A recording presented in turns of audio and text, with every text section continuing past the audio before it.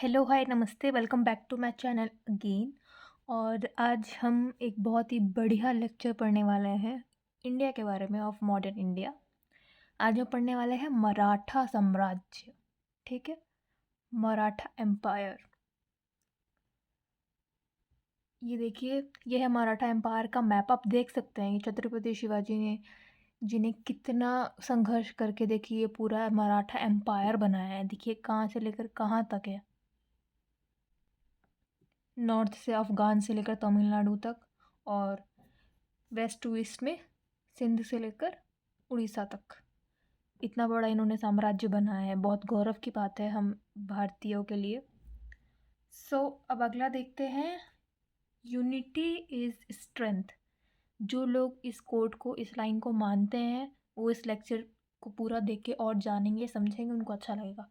जो लोग ये लाइन नहीं मानते हैं, ये उनको कम बिलीफ है, इस लेक्चर के बाद मैं दावा करती हूँ आपको बिलीव हो जाएगा कि यूनिटी इज़ स्ट्रेंथ। ठीक है, चलिए without any further delay start करते हैं। जैसे कि सबको पता है मराठा एम्पायर का फॉल कैसे हुआ, ईस्ट इंडिया कंपनी की वजह से। आज हम पढ़ेंगे ईस्ट इंडिया कंपनी और मराठा में जितने भी वॉर्स हुए थे।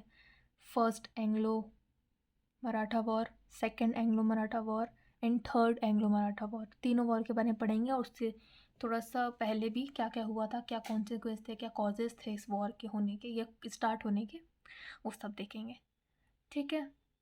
1764 में जब बक्सर का बैटल हो चुका था, उसके बाद east India company like dominant power बन चुकी थी। मुग़ल एम्पायर बहुत ही कम बचा था, सिर्फ लाल किले तक ही सीमित था।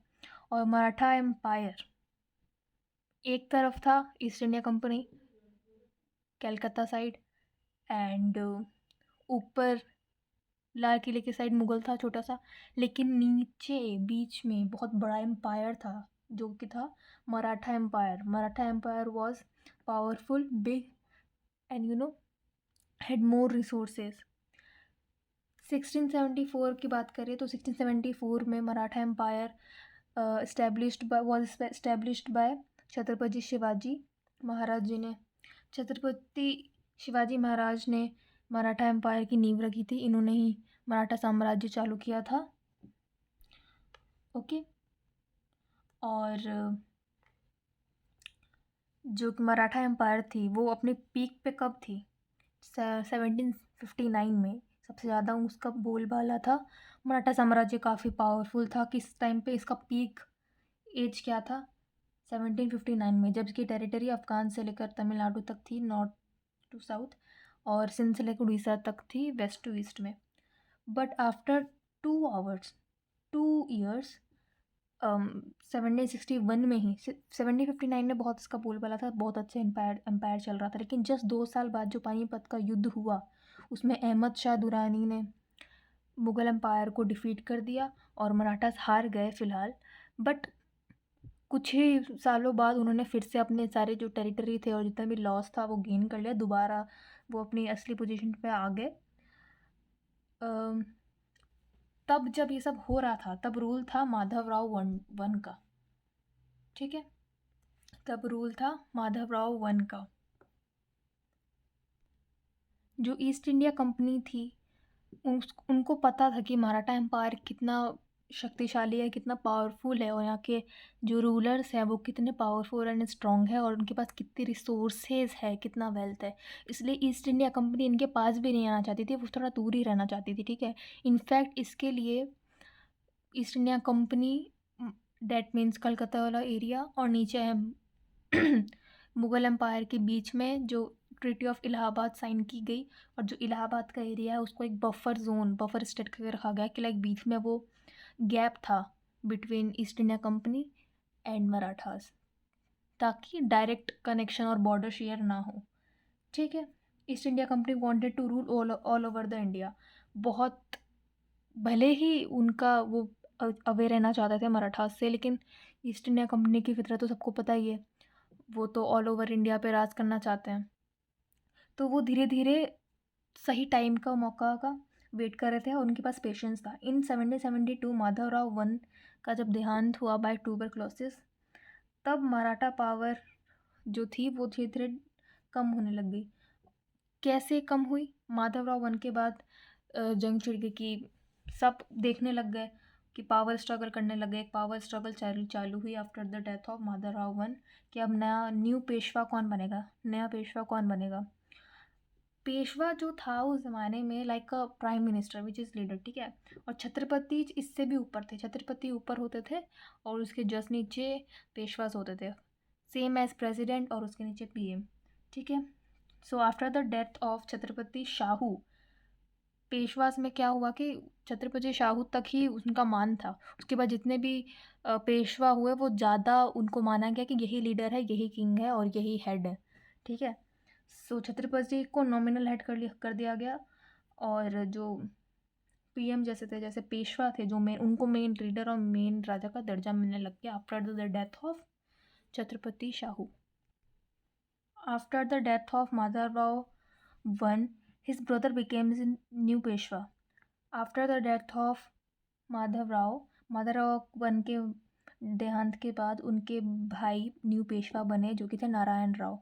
बट उनके जो अंकल थे रघुनाथ वो डिसअपॉइंटेड थे क्योंकि पहले भी वो कोशिश कर चुके थे कि मैं पेशवा बनूं, लेकिन उस टाइम पे इनको नहीं बनाया गया और इनके बेटे को बना दिया गया, ठीक है। और जब इनका देहांत हुआ माधवराव वन का तो इनके ब्रदर को बना दिया गया, ठीक है, जो कि थे नारायण राव। तो रघुनाथ लाइक जेलस हो गए और सत्ता के चक्कर में इन्होंने एक गलत कदम उठा लिया और असैसिनेशन करवा दिया, ठीक है, इनको मरवा दिया नारायण राव को। और रघुनाथ ने फिर 1773 में नारायण राव की जब डेथ हुई, इनको जब मरवाया गया, इसके बाद 1774 में माधवराव टू को बना दिया गया, ठीक है, माधवराव टू को बना दिया गया। लेकिन जो रघुनाथ थे वो भी बीच में राज किए थे, पेशवा बने थे, लेकिन वो ज़्यादा देर तक चले नहीं क्योंकि जब नारायण राव की जब इन्होंने असैसिनेशन कराया था तो बाद में पता चला कि इनकी जो वाइफ थी वो प्रेग्नेंट थी। और जस्ट 1774 में जब जन्म हुआ माधवराव टू का, जब उस बच्चे का जन्म हुआ तो सबने बोला कि अब जब इनकी संतान आई गई है पेशवा की तो वही राजा मतलब पेशवा बनेंगे। सो अगेन उनको हटा दिया गया और ये सब डिसाइड किया गया कि माधवराव वन के भाई जो नारायण राव थे जिनका असैसिनेशन हो गया था, उनके बेटे माधवराव टू यही पेशवा बनेंगे। और ये सब कौन डिसाइड कर रहा था? अगर आप सोच रहे होंगे कि कौन डिसाइड करता है, राजा की बात हो रही, छत्रपति की बात हो रही, वो तो नॉमिनल हेड है। तो ये सब डिसाइड करते थे मराठा एम्पायर के काउंसिल, जिसमें 12 जने होते थे, 12 मिनिस्टर्स होते थे और जिसको लीड करते थे, जिनके हेड थे नाना फडणवीस। ओके, सो जब पेशवा जब तक बड़े होंगे तब तक कौन संभालेगा? क्योंकि रघुनाथ राव तो उनको तो हटा दिया गया था, अब कौन बनेगा? तो जो मिनिस्ट्री काउंसिल था, जो मराठा एम्पायर का जो काउंसिल था जिसमें 12 मिनिस्ट्री थी, उनको हेड कौन करता था? नाना फडणवीस। तो नाना जी को बना दिया गया ठीक है। जब तक वो बड़े ना हो जाएंगे वो उन्होंने पेशवा के के ऊपर राज किया तब तक जब तक वो बड़े नहीं हो जाते, ठीक है। बट रघुनाथ राव उनको एग्जाल पे भेज दिया गया, वनवास पे भेज दिया गया। लेकिन अब वो तो एकदम गुस्से में थे कि मुझे तो राजा मतलब पेशवा बनाया ही नहीं गया, मैंने इतना कुछ किया, कुछ भी नहीं हुआ। तो उनकी सत्ता के लालच में उन्होंने एक ऐसा कदम उठा लिया जो कोई सोच भी नहीं सकता था। वो ब्रिटिश से जाके मिल गए। जब वो ब्रिटिश से मिल गए, ईस्ट इंडिया कंपनी ने कहा कि ठीक है, हम आपको मिलिट्री प्रोवाइड करते हैं और असिस्टेंट बनाते हैं रघुनाथ राव को, लेकिन आपको एक काम करना पड़ेगा एक्सचेंज में। ये सब 1775 में हो रहा था, लेकिन आपको एक्सचेंज में सूरत देना पड़ेगा, ठीक है, उसका कुछ पार्ट देना पड़ेगा। बॉम्बे प्रेसिडेंसी ने बोला ठीक है। तो उन्होंने बोला कि हमें कुछ टेरिटरी चाहिए, तो उन्होंने कौन सी टेरिटरी? सल्सेटल आइलैंड, ठीक है, सल्सेट आइलैंड और बवसीन। अब एक फैक्ट मैं बता दूँ, ये से जो सल्सेट आइलैंड की बात हो रही है यही मुंबई है, ठीक है। ये देखिए ना, ये नारायण राव है, ये रघुनाथ राव है, इनका असैसिनेशन हुआ था जैसे मैंने बताया, और ये माधवराव टू जब बने, ठीक है। सो क्या हुआ, इन्होंने सल्सेट आइलैंड वही है जो आज के प्रेजेंट में जो मुंबई है, उसी को सल्सेट आइलैंड यहाँ पे कहा जा रहा है। And the Raghunath Rao would also give the company a part of revenue from the bro. इसमें ट्रीटी ऑफ सूरत भी किया गया। ठीक है, तो अब स्टार्ट होता है फर्स्ट एंग्लो मराठा वॉर। ठीक है, वॉर ये किसके बीच वॉर था? अब रघुनाथ राव एक साइड हो गए, रघुनाथ राव और ईस्ट इंडिया कंपनी एक साइड और मराठा एम्पायर एक साइड। ठीक है, क्योंकि रघुनाथ राव को गद्दी मिली नहीं थी तो वो ईस्ट इंडिया कंपनी से मिलने लग गए। ठीक है, तो ईस्ट इंडिया और रघुनाथ राव एक साथ और मराठा एम्पायर एक साथ। ठीक है, और एक बहुत ही बड़ा युद्ध हुआ जिसमें दोनों को ही बहुत लॉस हुआ, और ये हुआ था अडास में, जिसको हम बैटल ऑफ अडास भी बोलते हैं। After that British realise that defeating Maratha was not easy, and looking at the result governor general of India cancel the treaty of Surat. जो ट्रीटी ऑफ सूरत हुई थी उसको कैंसिल कर दिया गया और नुकसान ना हो गवर्नर जनरल ऑफ इंडिया ने, जो कि थे उस टाइम वॉरेन हेस्टिंग। एंड फिर क्या हुआ, according to Hasting Bombay presidency didn't had the authority. उन्होंने कहा कि तुम्हारे पास कोई अथॉरिटी नहीं है ट्रीटी बनाने की, तुमने किससे पूछ के अथॉरिटी बनाई, तुम किससे पूछ के कुछ भी ये सब कर रहे हो। लेकिन बॉम्बे प्रेसिडेंसी ने माना नहीं, तो हेस्टिंग ने क्या किया कि मराठास को एक लेटर लिखा, कुछ लिखा उनको for negotiation. And East India company of जो कलकत्ता थे उन्होंने क्या किया कि नाना फडणवीस को एक ट्रीटी साइन करने को बोला, जिसको हम बोलते हैं ट्रीटी ऑफ पुरंदर, जिसमें क्या किया कि आप सल्सेट आइलैंड के एक्सचेंज में ऐसे कुछ पार्ट्स दे दो। ठीक है, द पेशवा हैड टू पे 12 लाख रुपीज़ ऑल्सो। ठीक है, for their expensive because of Raghunath Rao would live as a pensioner receiving 3 lakhs rupees and a year of withdrawal with himself from the matter of state. अब इतना भारी नुकसान हो चुका था कि उन्होंने बोला कि ये वॉर ख़त्म करते हैं, और जो वॉरेन हेस्टिंग उन्होंने लेटर लिखा नाना फडणवीस को, और उसमें लिखा था कि आपके आपके साथ हम एक ट्रीटी साइन करते हैं। उनके साथ एक ट्रीटी साइन की, ट्रीटी का क्या नाम था, ट्रीटी ऑफ पुरंदर, जिसमें ये था कि that some part of the Salsette island exchange the East India Company exchange with the East India Company, और जो पेशवास थे उनको 12 लाख रुपए भी आपको हमको देने पड़ेंगे, क्योंकि रघुनाथ राव की वजह से। और रघुनाथ राव जो थे वो उनको अब पेंशनर की रखा जाएगा, उनको 3 लाख रुपए दे दिया जाएगा महीने बेसिस पे, और वो आराम से रहेंगे, लेकिन पॉलिटिक्स और मैटर ऑफ स्टेट से दूर रहेंगे। ठीक है, लेकिन but the most critical thing in the treaty is East India Company accepted the Madhav Rao two as the actual Peshwa, and they deal not to deal with any other foreign powers, for example French और with any alliance। ठीक है, any other alliance without the permission of east India company. Most critical treaty का ये जो 4/4वां part था उसमें ये लिखा गया कि उन्होंने मान लिया, ईस्ट इंडिया कंपनी ने मान लिया। ठीक है, ईस्ट इंडिया कंपनी ने ये मान लिया कि माधव राव टू को हम मानते हैं कि वो पेशवा है और वो राजा हैं, वो राज कर सकते हैं, लेकिन एक्सचेंज में क्या किया कि अब वो कहीं और बिना कोई और वॉर नहीं लड़ सकते, कोई और ट्रीटी साइन नहीं कर सकते, किसी का अलायंस नहीं दे सकते बिना हमसे पूछे, ये ट्रीटी साइन करवाई उनसे। ठीक है, and but the Bombay government जो थी उन्होंने ये मानने से मना कर दिया कि ऐसे कैसे, और उन्होंने रघुनाथ राव को पूरी प्रोटेक्शन दे दी, जो कि नाना फडणवीस को बिल्कुल अच्छा नहीं लगा। ठीक है, इसके रिस्पॉन्स में 1777 में नाना फडणवीस ने क्या किया कि फ्रेंच पोर्ट जो था, फ्रेंच फोर्ट एक दे दिया। ठीक है, फ्रेंच को अब जो ब्रिटिश अलग थे फ्रेंच अलग है। ठीक है, तो ब्रिटिश की ने उनकी बात नहीं मानी और ऐसा व्यवहार किया, तो नाना फडणवीस ने फ्रेंच के पास गया और उनको एक अपना पोर्ट दे दिया। ठीक है, फ्रेंच लोगों से फ्रेंडशिप कर ली। ये सब देखने के बाद बॉम्बे प्रेसिडेंसी और कलकत्ता ब्रिटिश फोर्सेस ने सोचा कि हम दोनों यूनाइट हो जाते हैं और इस पर अटैक करते हैं कि ये ऐसे कैसे हमारे साथ, हमने ऐसा कुछ किया या जो भी हुआ ये तो फ्रेंच के पास चले गए, फ्रेंच से दोस्ती कर रहे हैं। तो इन्होंने प्लान किया बॉम्बे वालों ने और कलकत्ता वालों ने कि हम मिल के पुणे पे अटैक करेंगे। जब वॉर का सेकेंड फेज़ चल रहा होता है तब मराठा और जब ब्रिटिश फोर्सेस का जब क्लैश होता है तो मराठा ऑलरेडी जीत चुकी होती है, और जीत के बाद उन्होंने वडगांव को हासिल कर लिया था, फोर्ट कर लिया था, इसलिए इस बैटल को बैटल ऑफ वडगांव भी कहते हैं। और इसके बाद एक ट्रीटी साइन हुई, Treaty of Vadagaon. The Bombay government had to return the Maratha territories when all they captured in since 1773. They also had to stop their additional forces from Bengal from coming to Maratha. अब जो Bombay government थी वो उनको बोला गया कि आपने जितना भी अभी तक महाराष्ट्र मतलब मराठा टेरिटरी की जितना भी स्टेट लिया है, जितना भी एरिया कैप्चर किया है, वो आपको लौटाना पड़ेगा, जो भी 1773 से जो भी लिया है। और आपको जो भी आपने फालतू की एडिशनल फोर्सेस लगा रखी इधर उधर, उसको भी आपको पीछे लेना पड़ेगा, आपको हटाना पड़ेगा।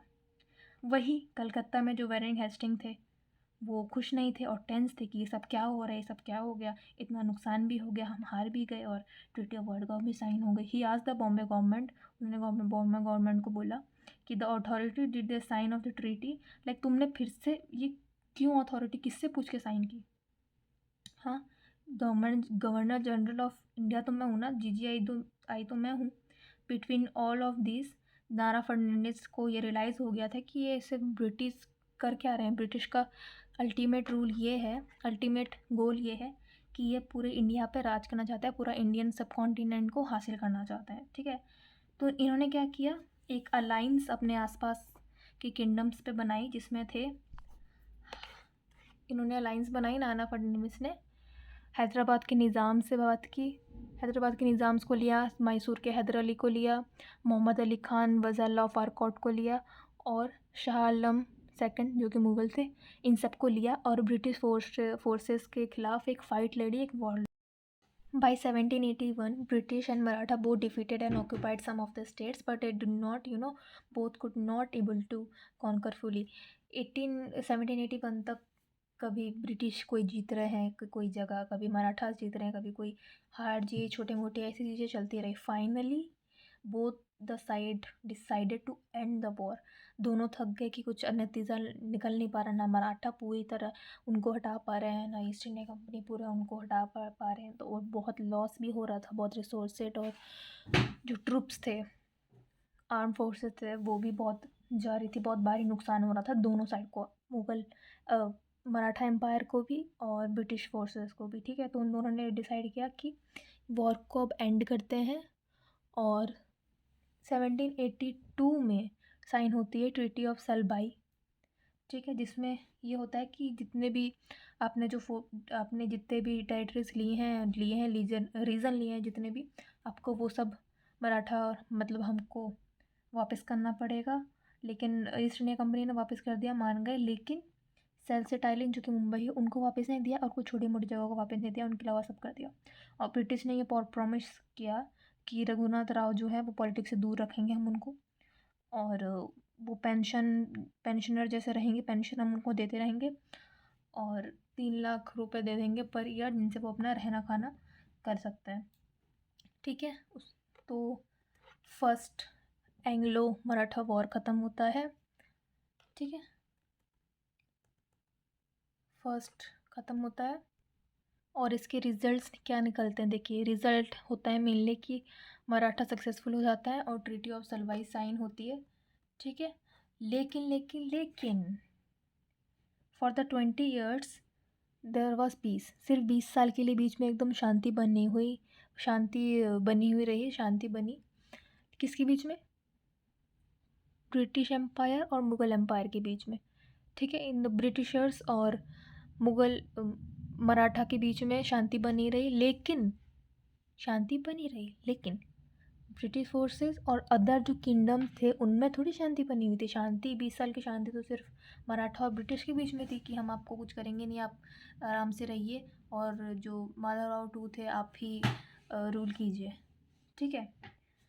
ये लोग पीछे पीछे क्या कर रहे थे ब्रिटिश और अदर किंगडम्स मिलके कि actually Nizam's and Mysore Kings और जो ब्रिटिश फोर्सेस थे of Bombay and British force and East India company of Calcutta council ये सब प्लान कर रहे थे कि हम मराठा पे अटैक करेंगे, ठीक है। आप स्ट्रेटजी देख रहे हैं ईस्ट इंडिया कंपनी की, अदर किंगडम्स को लाइक कलेक्ट कर रहे हैं, एक्यूमुलेट कर रहे हैं, like Nizam and Mysore king, और बॉम्बे और कोलकाता वाले सब मिलके जो 20 साल का जो पीस का पीरियड चल रहा था वो पीस का नहीं था, इसका प्लान हो रहा था कि मराठा के ऊपर वो करेंगे। टिल देन पहले जिसको मराठा एम्पायर बोला जाता था, अब उसको मराठा कन्फेडरेंसी बोला जाता था। ठीक है, क्यों बोला जाता था ऐसे? क्योंकि मराठा एम्पायर में कोई जैसे पहले एक पेशवा होता था और उसके अंदर पूरा एम्पायर और पूरा राज साम्राज्य चलता था, लेकिन अब कन्फेडरेंसी क्यों हो गई? क्योंकि इसको 5 जने मिलकर चला रहे थे। ठीक है, ये ग्रुप था, ये सब इन पाँचों के लाइक होता है ना कॉम्बिनेशन, या कोई ग्रुप या कोई सोसाइटी आप कह सकते हो। तो ये मराठा एम्पायर इन पाँचों को इक्वली लेकर चलता था और इनमें इन पाँचों आते थे। ठीक है, पाँचों कंबाइन थे। क्या थे? पहले पहले थे पेशवा ऑफ पुणे, दूसरे थे सिंधियाज ऑफ ग्वालियर, फिर थे होलकर्स ऑफ इंदौर, गायकवाड़ियर्स of Baroda and Bhonsle of Nagpur. ठीक है, तो जो नाना फडणवीस थे उनकी डेथ हो गई थी 1800 में, और उसके बाद से ही जैसे ही नाना फडणवीस मरे, वो बहुत अच्छे ग्रेट हेड थे जिन्होंने पेशवा की उपाधि संभाल रही थी जब तक माधवराव, बताया ना, माधवराव जब तक बड़े हो रहे थे।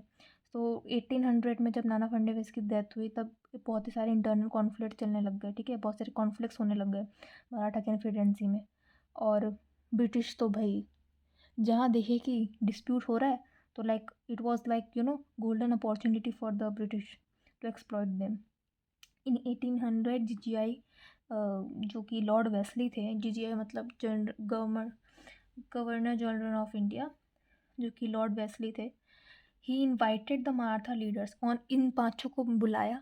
ठीक है, जो कि कलकत्ता में थे लॉर्ड वेस्ली, जो गवर्नर जनरल ऑफ इंडिया थे 1800 में, जब नाना फडणवीस मर गए थे, जब इंटरनल कॉन्फ्लिक्ट थे, तब इन पाँचों को बुलाया लॉर्ड वेस्ली ने और बोला Maratha leaders, he invited all the Maratha leaders of 5 factions to form subsidiary alliance, कि आप आओ, सब्सिडरी अलाउंस हम आपको ऑफर करते हैं। ठीक है, लेकिन होपफुली थैंकफुली इन पाँचों ने ही मना कर दिया, दे ऑल 5 डिनाइड।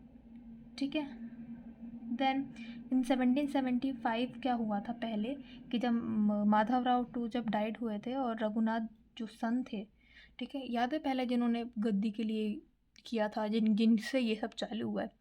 बाद में जब माधवराव टू की डेथ हुई थी, उसके बाद उन्हीं के सन बाजीराव सेकंड को नेक्स्ट पेशवा बना दिया गया था। और इनका पहले से ही बहुत ही ख़राब रिलेशन था यशवंत होलकर को, होलकर्स ऑफ इंदौर, है ना, क्योंकि बाजीराव टू ने यशवंत होलकर के भाई को मार दिया था। ठीक है, तो लाइक ही वॉज लाइक कि मैं तो रिवेंज लेके रहूँगा।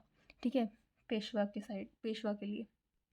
तो पेशवा से रिवेंज लेने के लिए इन्होंने क्या किया, इन्होंने एक वॉर छेड़ दिया। ठीक है, सिंधियाज और पेशवा, सिंधियाज ऑफ ग्वालियर और पेशवाज ऑफ पुणे को ये इन लोगों ने एक अटैक कर दिया, वॉर छेड़ दिया, जिसमें मराठा इतनी बुरी तरह हारे कि उनको भागना पड़ा, और वो भाग के देखे कि अब कहीं भी कोई चारा नहीं है। उन्होंने वो किया इतना शेमफुल जो कोई भी नहीं सोच सकता था। वो ब्रिटिश के पास चले गए फॉर हेल्प के लिए, क्या मुझे हेल्प कीजिए, मुझे दोबारा पेशवा बनाइए बाजीराव टू। तो उन्होंने बोला ठीक है, हम आपकी हेल्प करते हैं, लेकिन अब आपको हमारे उसमें देना पड़ेगा, और कुछ कुछ और चीज़ें बोली कि आपको ये सब करना पड़ेगा।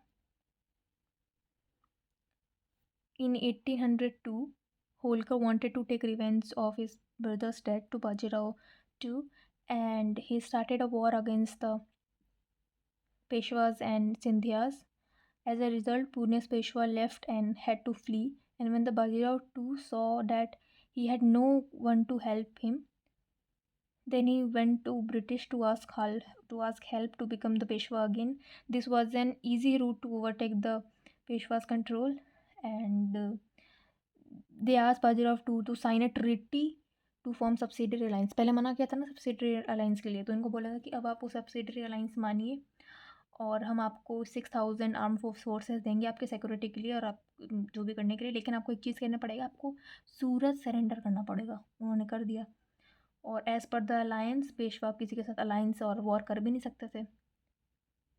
Seeing his seen this happen, जो सिंधियास थे और भोसले थे, वो बहुत ही लाइक, इन्होंने तो सोचा कि ये क्या कर दिया जाके, हमसे पूछा क्यों नहीं, उन्होंने तो इस ट्रीटी को लाइक रिफ्यूज़ ही कर दिया। ठीक है, और इसी से चालू होता है, क्या चालू होता है देखिए, पहले देख लेते हैं। इसका एंड हो गया, ये देखिए ट्रीटी साइन हो रही है, ये है वॉरेन हेस्टिंग्स और ये है लॉर्ड वेस्ली। ठीक है, सो इन्होंने जो बाजीराव ने जो हरकत की थी कि ये ब्रिटिश से जाके मिल गए थे दोबारा पेशवा बनने के लिए विदाउट मराठा कॉन्फिडेंसी में जितने लोग थे उनसे बाकियों से पूछा भी नहीं था। तो सिंधिया सर भोसले गुस्सा हो गए, उन्होंने बोला कि हम इस ट्रीटी को मानेंगे नहीं, और यही राइज देता है किसको, सेकेंड एंग्लो मराठा वॉर को, ठीक है, जो कि हुआ था 1803 में। इसमें क्या हुआ था, in this Scindias and Bhosle tried their best to keep the Maratha confidence independent.